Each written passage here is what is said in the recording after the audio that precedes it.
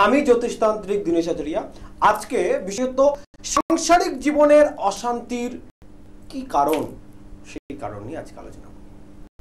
আজকের অনুষ্ঠান যদি প্রথম থেকে শেষ পর্যন্ত আপনারা শোনেন, অনেক সময় মনে হবে হয়তো দীনেশ আচার্য আমার সংসারের কথা বলছে বা আমারই মনের কথা বলছে। হ্যাঁ, সেরকম কিছু নিয়েই আজকে আলোচনা করব। বিভিন্ন সময় বিভিন্ন রকম ভাব আমাদের মনে হয়। সাংসারিক অশান্তির কারণ শুধু কি গ্রহ দোষ? সাংসারিক অশান্তির কারণ শুধু কি তীক্ষ্ণ রাগ জেদ? শুধু কি এইগুলো, না এর বাইরে কিছু আছে? মাঙ্গলিক দোষই কি বিবাহিত জীবন বিচ্ছেদ করায়? তাহলে যাদের মাঙ্গলিক নেই, মানে সমস্ত অমাঙ্গলিক ব্যক্তি নিশ্চয়ই খুব সুখে শান্তিতে থাকে? আদতেও কিন্তু তা নয়। অর্থাৎ সেই বিষয়গুলো নিয়ে আজকে আলোচনা করবো, প্রথম থেকে শেষ পর্যন্ত অবশ্যই শুনবেন। সাংসারিক জীবনের অশান্তির আজকে সেই পাঠ নিয়ে আলোচনা করব। বিশেষ করে বৌমা শাশুড়ি, শাশুড়ি বৌমার যে সম্পর্কের ভিতরে বিবাদ ঘটে, যেটা নিয়ে খুব কম সংখ্যক আলোচনা হয়, সেটা নিয়ে কিন্তু আজকে আলোচনা করব। আজকে আমাদের নিত্য প্রয়োজনীয় সাংসারিক লাইফে সব থেকে বড় সমস্যা হচ্ছে কোনো বৌমা তার শাশুড়িকে মা বলে ঠিক মেনে নিতে পারে না বা চায় না। তেমন কোনো শাশুড়ি মাও সহজে, ব্যতিক্রম কিছু থাকবে সেটা বাদ, ম্যাক্সিমাম কোনো বৌমাও দেখা যাচ্ছে কোনো শাশুড়ি মাও তার বৌমাকে মেয়ে ভাবতে পারছে না।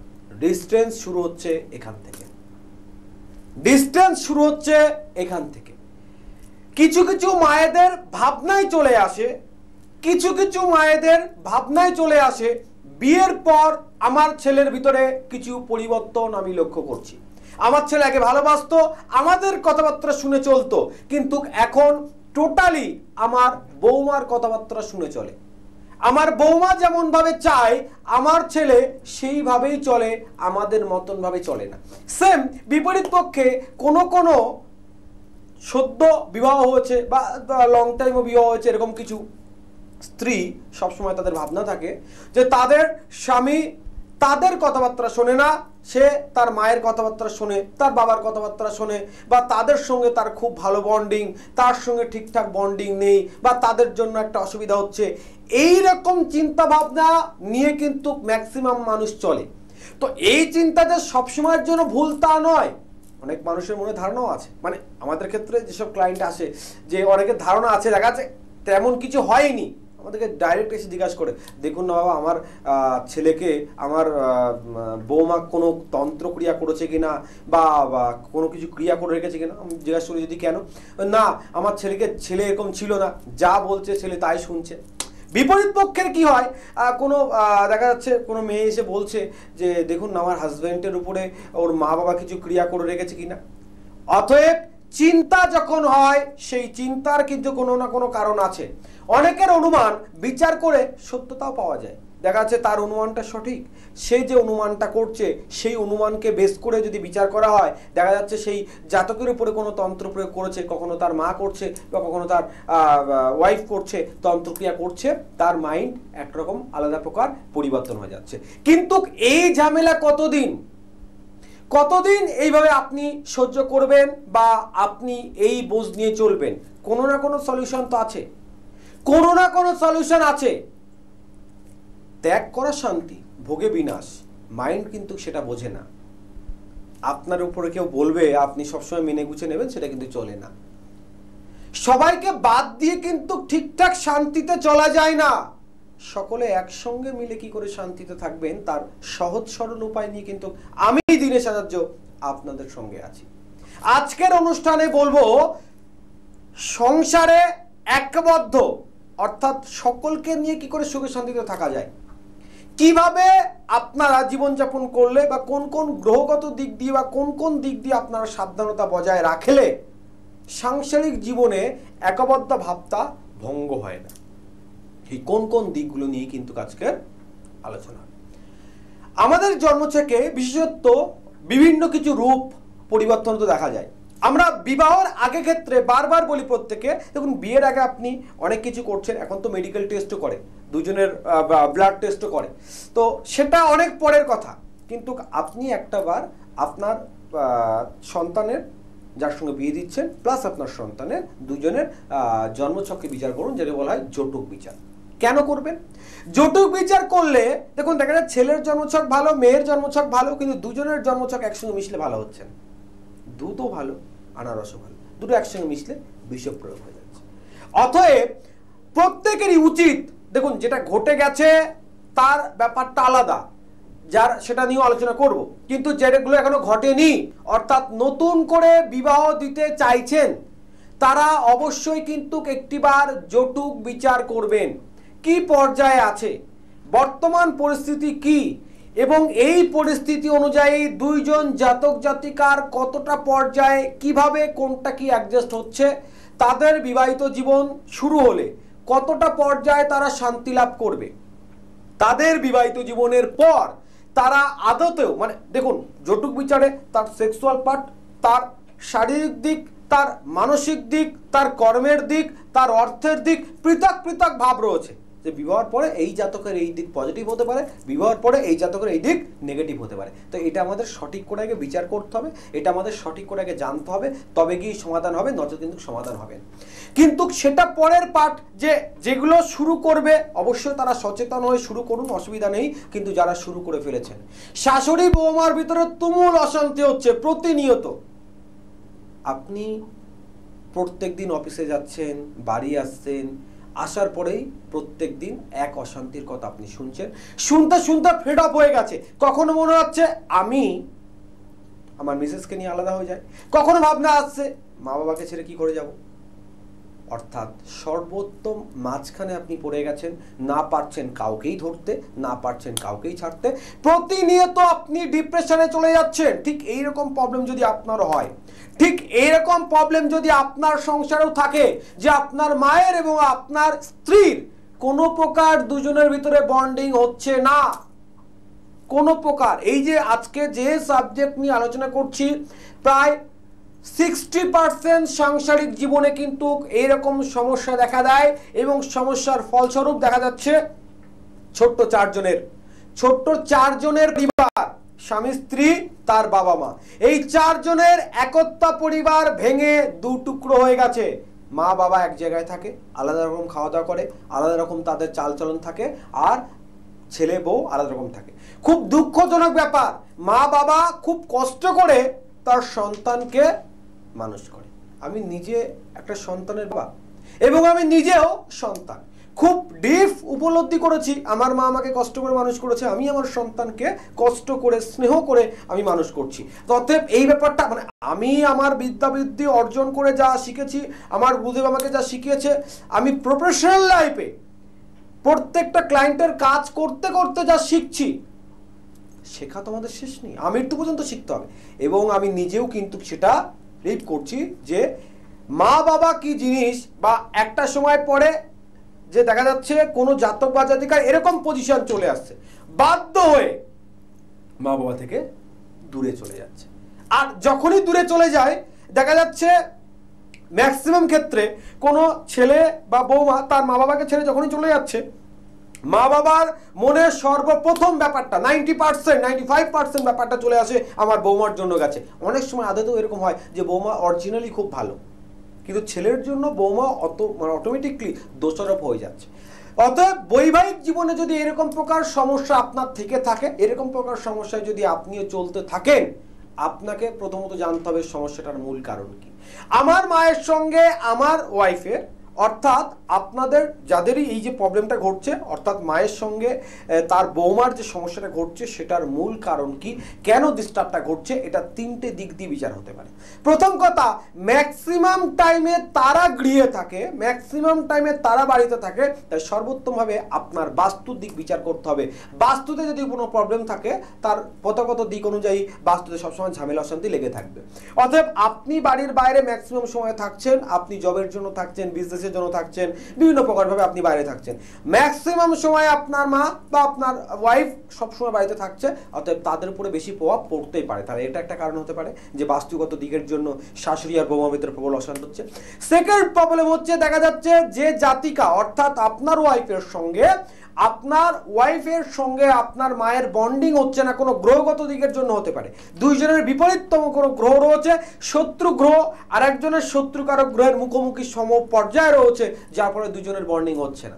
থার্ড পর্যায়ে হচ্ছে আপনারা ভালো থাকুন, আপনি ভালো থাকুন, এটা দূরের কেউ চায় না, এটা দূরের কেউ চায় না। কেউ মন্ত্রণা দিয়ে, কেউ বা মন্ত্রতন্ত্র প্রয়োগ করে আপনাদের বন্ডিং নষ্ট করার চেষ্টা করছে, অর্থাৎ শত্রু, অর্থাৎ শত্রু। আর যেখানে শত্রু সেখানে কিন্তু বগলামুখী বিপরীত প্রত্যঙ্গক্রিয়া ক্রিয়া, যেটা আমি বলে থাকি বারবার, বগলা বিপরীত প্রত্যঙ্গক্রিয়া ক্রিয়া কিন্তু বিশেষভাবে কাজ করে, বিশেষভাবে কাজ করে। আপনি সুখে শান্তিতে থাকুন, যদি কোনো শত্রু সেটাতে কোনো ক্ষতি করার চেষ্টা করে, তারা যদি না চায় যে আপনি ভালো করে থাকুন, আপনার মা বাবা আপনার ভাই বোনকে নিয়ে আপনার পারিবারিক স্বচ্ছন্দতা একসঙ্গে আপনি থাকতে না পারেন, সেরকম কোনো কিছু ব্যবস্থা করতে চায়, তাহলে কিন্তু আপনি অবশ্যই এই বগলামুখীর বিশেষ প্রয়োগ করে এখান থেকে বেরিয়ে আসতে পারেন। যাক, এগুলো নিয়ে ডিপ আলোচনা করব।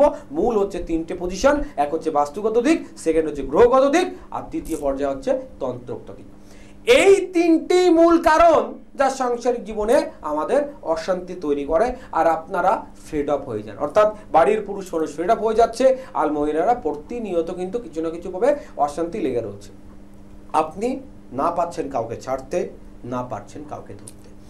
এই কঠিন পরিস্থিতিতে যদি কোনো সঠিক জ্যোতিষের হাত আপনি ধরেন, সঠিক তন্ত্রধারকের হাত আপনি ধরেন, 100% সমাধান পাবেন, যেটা আমি করে থাকি, যেটা আমি করে থাকি। 100% আপনার এই প্রবলেমের সলভ হবে শাশুড়ির সঙ্গে বৌমার মাতৃ সমকন্যার সম্পর্ক যুক্ত করে দেওয়া সম্ভব তন্ত্রক্রিয়া দ্বারা।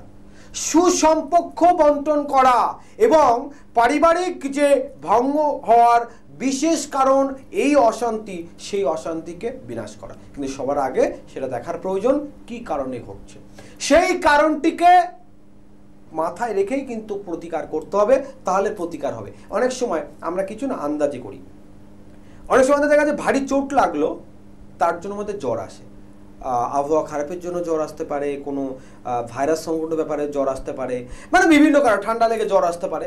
তো জ্বরের ওষুধ খাওয়ার আগে জানার প্রয়োজন আছে না, জ্বরটা কোথা থেকে এলো, কি প্রকৃতির জ্বরটা, সেই অনুযায়ী যদি আমরা মেডিসিনটা নিই, তাহলে মনে হয় আমাদের সেটাতেই সর্বোত্তমভাবে কাজ করে। অতএব এই যে অশান্তি ঘটছে, এই ঘটার জন্য মূল কারণ আপনাকে খুঁজতে হবে। বাস্তুগত দিক হলে তার বাস্তু প্রতিকার করতে হবে, যদি সেটা গ্রহগত দিকের হয় তাহলে গ্রহগত দিকের প্রতিকার করতে হবে, যদি তন্ত্রোক্ত ব্যাপার হয়, তন্ত্রোক্ত ব্যাপার হলে তার তন্ত্রোক্তভাবে প্রতিকার করতে হবে, তাহলে কিন্তু এর সমাধান যথাযথ পাওয়া যাবে, নচেত কিন্তু পাওয়া যাবে নয়।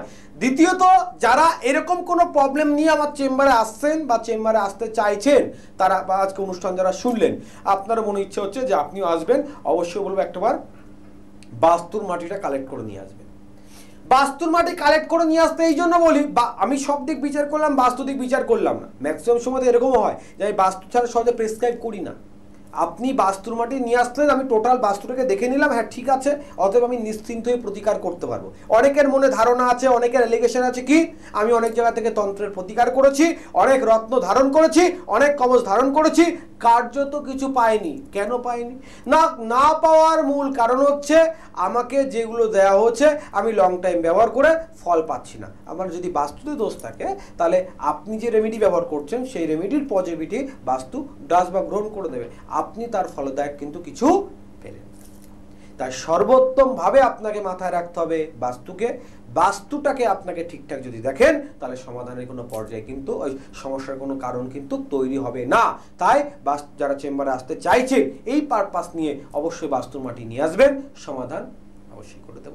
একটা বিশেষ টোটকা বলছি আপনাদের, সাংসারিক জীবনে শাশুড়ি বৌমার ভিতরে বন্ডিং ভালো রাখার জন্য বিশেষ টোটকা অবশ্যই ব্যবহার করবেন। গ্রহগত দিক বা বাস্তুগত দিকে যদি বিশেষ কোনো কারণ না থাকে, অবশ্যই কিন্তু এই টোটকা অব্যর্থ কাজ করবে। যে কোনো শুক্রবার দিনেই শুধু এই টোটকা করা যাবে, যে কোনো শুক্রবারের দিনেই শুধু এই টোটকা করা যাবে। এই টোটকা কি করতে হবে, আপনি যে কোনো দিন শুক্রবার দিন কোথা থেকে সুরমা কিনে নিয়ে আসবেন। সুরমা, এই সুরমা নিয়ে আসার পরে সুরমাটা ভালো করে পানের উপরে, পানের যে মানে প্লেন যে দিকটা, মানে পানের সোজা দিকটা ভালো করে সুরমাটা লাগিয়ে নিতে হবে। সুরমা লাগানোর পরে যদি মানে মা যদি সধবা হয়, অর্থাৎ মা যদি মানে আপনার বাবা বেঁচে থাকে, সেক্ষেত্রে মা যে সিঁদুর ব্যবহার করে সেই সিঁদুরের অনামিকা আঙুল দিয়ে একটি টিপ আপনার ওয়াইফের জন্য যে পানটা রেডি করবেন সেই পানে তিলকটা দেবেন। আর যদি আপনার ওয়াইফের যে পানটা আছে সেই ওয়াইফের পানে আপনার মায়ের ব্যবহার করা সিঁদুরের থেকে একটি অনামিকা আঙুলের টিকা দেবেন। এই দুটি পান একসঙ্গে মুখোমুখি করে কোনো মধুর কৌটাতে ভরে রাখবেন। আবার একটাবার টোটকা বলছি, অব্যর্থ টোটকা। শুক্রবার দিন যে কোনো জায়গা থেকে সুরমা কিনে নিয়ে আসবেন। দুটি পানের সোজা পিঠে ভালো করে সুরমা লাগিয়ে পানটিকে, ওই পিঠটাকে ভালো করে কালো রং করে দেবেন। দেওয়ার পরে একে অপরের ব্যবহার করা বিপরীত সিঁদুর, মায়ের ব্যবহার করা সিঁদুর ওয়াইফের জন্য যে পানটা রেডি করা সেই পানের উপরে একটা তিলক দিতে হবে অনামিকা আঙুল দিয়ে পানের মাঝখানে। আর মায়ের জন্য রেডি করা যে পান সেটা ওয়াইফের সিঁদুর দিয়ে একটা তিলক সেই পানে দিতে হবে। দুটি পান একসঙ্গে মুখোমুখি করতে হবে। মুখোমুখি করার পর একটি মধুর কৌটাতে ভরে, যে কোনো একটা মধুর কৌটাতে ভরে আপনার বাড়ির যে কোনো অংশে রেখে দেবেন। যদি সঙ্গে পারেন দুটি ফটো অবশ্যই দিয়ে দেবেন, একটি মিসেসের, একটি আপনার মায়ের। সেক্ষেত্রে শাশুড়ি এবং বৌমার ভিতরে কিন্তু একটা দারুণ বন্ডিং হবে। এই টোটকা অব্যর্থ টোটকা। যদি কারোর তন্ত্র প্রয়োগ ভারী কোনো পর্যায়ে না থাকে, গ্রহগত দিকের কোনো ভারী পর্যায়ে না থাকে, বা বাস্তুগত দিকের কোনো ভারী পর্যায়ে না হয়, তাহলে অব্যর্থ রূপে কাজ করবে। বলে দিই, সামনে এক বিশেষ দিন আসছে। সেই বিশেষ দিন হচ্ছে মহালয়ার অমাবস্যা। যদিও মহালয়ার অমাবস্যার পরে আমাদের আরও একটি বিশেষ যোগ রয়েছে, যেটা কিন্তু পৌষ মাসের বকুল অমাবস্যা। বকুল অমাবস্যা কিন্তু অত্যাধিক গুরুত্বপূর্ণ, কিন্তু আজকে আলোচনা করবো মেনলি মহালয়া অমাবস্যা সম্পর্কে। 1 অক্টোবর মহালয়ার বিশেষ অমাবস্যা শুরু হচ্ছে।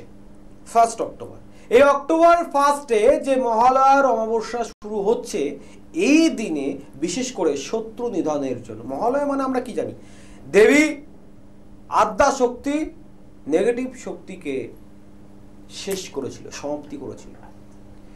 এই নেগেটিভ শক্তি এই মহালয়ার দিনে এই যে নেগেটিভ শক্তিকে বিনাশের জন্য, অতএব আপনার বাড়িতে হোক বা আপনার শরীরে যদি কেউ কোনো প্রকার তন্ত্র প্রয়োগ করে বা আপনার উপরে কোনো শত্রুতা কেউ করছে দীর্ঘদিন যাবৎ, আপনি দেখতে পাচ্ছেন, বুঝতে পাচ্ছেন, কিন্তু কিছু বলতে পাচ্ছেন না বা কিছু করতে পাচ্ছেন না, তার প্রতিকার বা প্রতিরোধ হিসেবে তাদেরকে বলবো এই মহালয়ার বিশেষ দিন কাজে লাগান। এই মহালয়ার বিশেষ দিনে যদি শত্রু দমন করা যায়, এই মহালয়ার বিশেষ দিনে যদি শত্রু দমন করা যায়, তাহলে কিন্তু অব্যর্থ রূপে কাজ করে। যেমন আমরা অষ্টমী তিথিতে অনেক সময় বগলা প্রয়োগ করি। 10 মহাবিদ্যের 8ম মহাবিদ্যা মা বগলামুখী।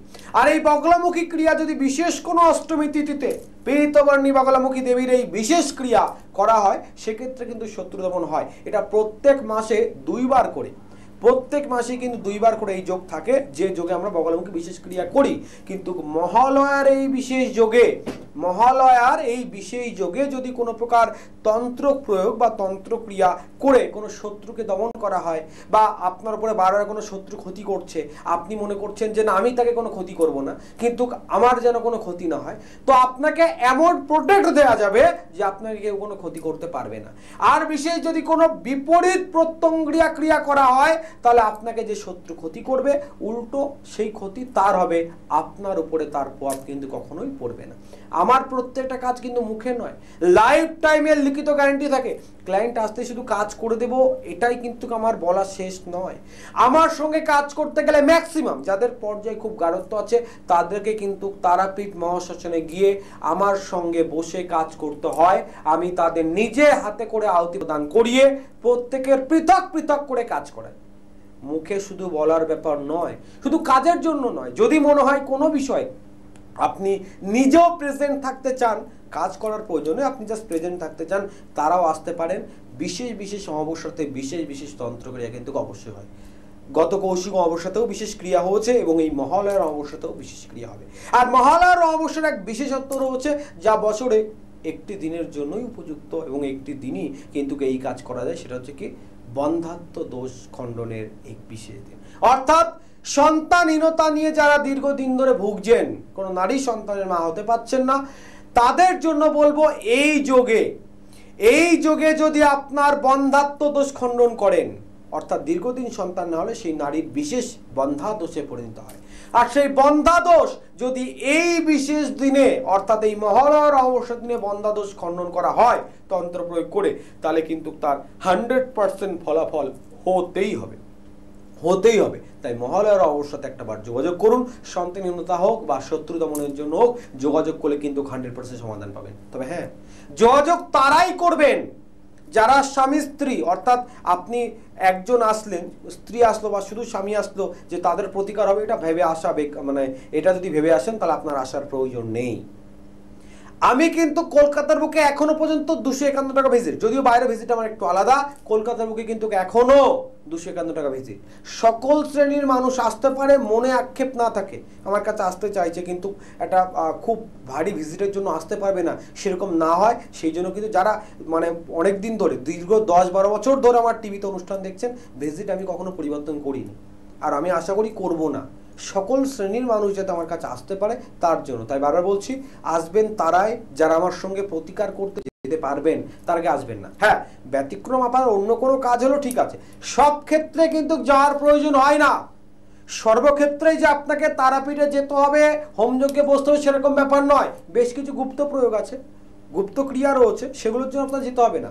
কিন্তু বিশেষ করে যাদের সন্তান নিয়ে কোনো ব্যাপার রয়েছে, স্বামী স্ত্রী দুজনকেই প্রেজেন্ট থাকতে হবে, দুজনকেই সেখানে আহুতি প্রদান করতে হবে, বা দুজনের একটা অভিষিক্ত ব্যাপার থাকে, তারপরে কিন্তু এই সমস্যার সমাধান করা যাবে বা সমস্যার সমাধান হবে। তাই প্রত্যেককে বারবার করে সাবধান করে দিচ্ছি, বারবার করে আপনাদেরকে সজাগ করে দিচ্ছি। 1 অক্টোবর বিশেষ মহালয়ার অমাবস্যা, এই যোগটাকে কাজে লাগান, 100% ফলাফল অবশ্যই পাবেন। আর জানিয়ে দিই, যারা চেম্বারে আসছেন খালি হাতে কাউকে ফিরতে হবে না, চেম্বারে আসলে পেয়ে যাবেন নেপোনিয়াল একটা আসল রুদ্রাক্ষ সম্পূর্ণ বিনামূল্যে। যারা আর্থিক দিক নিয়ে চিন্তা করছেন, অর্থের জন্য কোনো সমস্যার সমাধান করতে পারবেন কি পারবেন না, এই বিশেষ চিন্তিত কারণ তাদের জন্য বলছি, নদিয়া জেলার হরিণঘাটাতে আমার গৃহমন্দির, যারা আমার গৃহমন্দিরে আসছেন তাদের জন্য থাকছে বিশেষ সুযোগ। আমার বাবা মায়ের এটা আদেশ, খালি হাতে কেউ ফিরে না যায়। তাই গৃহমন্দিরে আসলে তাদের আর্থিক সম্পূর্ণ বিনামূল্যে করে দেবো সেটা নয়, কিন্তু যতটুকু স্বল্পমূল্যে তাদের কর্ম করা সম্ভব ততটুকু কিন্তু স্বল্পমূল্যেই তাদের কাজটা অবশ্যই করে দেবো। অর্থাৎ গৃহমন্দিরে আসতে আর্থিক দিক দিয়ে কিন্তু বিশেষ ছাড় তারা অবশ্যই পাবে। প্রত্যেক রবিবার আমি গৃহমন্দিরে থাকি, যদি সেই রবিবার অমাবস্যা না থাকে। নদিয়া জেলার হরিণঘাটাতে আমার গৃহমন্দির, একটাবার অবশ্যই যোগাযোগ করুন, স্ক্রিনে দেওয়া ফোন নম্বরে ফোন করুন, সরাসরি আমার সঙ্গে কথা বলুন। বিশেষ আরেকটি বার্তা এবং সময়ের সঙ্গে আজকেই শেষ করব। যারা বাড়িতে দীর্ঘদিন ধরে আছেন, আমার অনুষ্ঠানটি দেখেন, কিন্তু গৃহের কোনো বিশেষ সমস্যার জন্য, গুপ্ত কোনো ব্যাপারের জন্য আপনি আসতে পারছেন না, পর্যায়ে সেরকম নেই যে বাড়ি থেকে বার হয়ে আপনি সমস্যার সমাধানের জন্য আমার কাছে আসবেন, কিন্তু সমাধান আপনার প্রয়োজন, তাদের জন্য রয়েছে বিশেষ সুযোগ। সেই সমস্ত মায়েদের জন্য আমার বিশেষ সুযোগ। সেই সমস্ত মায়েরা অবশ্যই ফোন করবেন আমাকে বাই ফোন, এবং রেমেডি যেভাবে করার প্রয়োজন, তন্ত্রোক্ত প্রয়োগ যেভাবে করার প্রয়োজন, সেটা সম্পূর্ণ দায়িত্ব আমার। বাই ফোন আমার সঙ্গে কথা বলুন, সমস্যা বুঝে সমাধান করে দেওয়ার দায়িত্ব আমার। কারণ আমি দীনেশ আচার্য একমাত্র মিডিয়াতে সম্পূর্ণ লিখিত গ্যারান্টি দিয়ে কাজ করে থাকি, আপনার সমস্যার সমাধান অবশ্যই হবে। ঈশ্বরের প্রতি অগাধ ভরসা বিশ্বাস রাখতে হবে, আর আমার প্রতি আস্থা রেখে আপনাকে আসতে হবে, সমাধান আপনার অবশ্যই হাতের মুঠোয় থাকবে। ভালো থাকবেন, সুস্থ থাকবেন, দেখাবে আগামী দিনে, ততক্ষণে নমস্কার। আপনি কোথা থেকে আসছেন? আমি উত্তর ব্রহ্মপুর থেকে, হরিণঘাটা থানা। আজকে এই যজ্ঞে আপনার অনুভূতি কেমন? ভালোই লাগবে। পশ্চিমবঙ্গে যেখানে হাজার হাজার জ্যোতিষতান্ত্রিক, সেখানে দীনেশ আচার্যকে আপনি বেছে নিলেন, নিশ্চয়ই আপনার সমস্যা রয়েছে, এ বিষয়ে যদি একটু বলেন। হ্যাঁ, সমস্যা অনেকটা সমাধান হয়েছে, সেই জন্য আমি এই যোগ্যতা অংশগ্রহণ করেছি। আজকে পশ্চিমবঙ্গে যেখানে বহু জ্যোতিষী রয়েছেন, প্রত্যেকের সমস্যার সমাধানের প্রতিশ্রুতি দিচ্ছেন, সেই জায়গায় সততার দিক থেকে আপনি কোন চোখে দেখছেন দীনেশ যদি? হ্যাঁ, দীনেশবাবু একজন সত্যিকারের মানুষ, মানে কি বলবো, আর সত্যিকার সত্য নিয়েই চলেন, সেই জন্য এখানে ভালো লাগে। দিদি কোথা থেকে আসছেন? আমি আসি ভাঙড় থেকে। আপনি কিভাবে দীনেশ আচার্যের নামটা পেলেন যদি একটু বলেন? আমি মানে প্রোগ্রাম, চ্যানেলের প্রোগ্রাম দেখে আমি এসেছি, যোগাযোগ করেছি 3 বছর আগে। ওনার কাছে এসেছিলাম আমার একটা পার্সোনাল সমস্যা নিয়ে। সমস্যাটা আমি হাইলাইট করতে চাই না, কিন্তু সমস্যা দেখুন 100-এর মধ্যে 95% উনি কাজ করেছেন। হয়তো 5% হয়তো মানুষের যদিও না কাজ হয়, তার জন্য উনি তাদের ওনার যে অবদান আছে উনি তাদেরকে না কাজ হলেও ফেরত দেয়, বা ওনার এই যে কি বলে ওনাকে এই মানে বিশ্বাস ভরসা এইটা নিয়ে অনেকের উৎসাহ বাড়বে। আগামী দিনে আমরাও চাইবো যে আরও কিছু লোক যাতে ওনার সাথে যোগাযোগ করে, যারা যেসব পরিবারগুলো কি সমস্যায় ভুগছেন, তা ওনারা যদি ওনার কাছে যদি যোগাযোগ করে তা অনেকটাই মানে সুস্থলে চলবে।